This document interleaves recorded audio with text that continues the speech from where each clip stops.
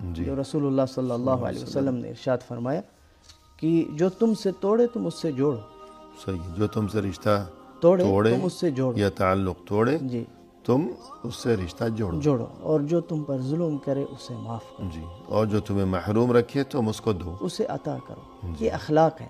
تو انسان کے لیے محض یہ عبادت اور یہ ریاضت یہ چیز کافی نہیں ہے، بلکہ جی، اس انسان کی اہمیت اپنی جگہ ہے، اپنی جگہ ہے۔ بلکہ اس کی اولین اہمیت، جی جی مگر معاملہ ناکافی ہے ابھی تک۔ کافی ہے۔ پوری بات تب بنے گی جب انسان اللہ کی عبادت کی پابندی کے ساتھ ساتھ اللہ کے بندوں کو بھی ستانے سے باز رہے۔ باز آ جائے۔ آخرت کی کامیابی اگر چاہیے تو دنیا میں انسان تکبر کی بجائے، غرور کی بجائے، خود کو بڑا اور دوسروں کو حقیر اور کمتر سمجھنے کی بجائے تواضع کا راستہ تواضع کا اختیار کرے، اختیار، اخلاق عاجزی کو کا اپنا راستہ شیوا و اختیار شعار بنایا کرے۔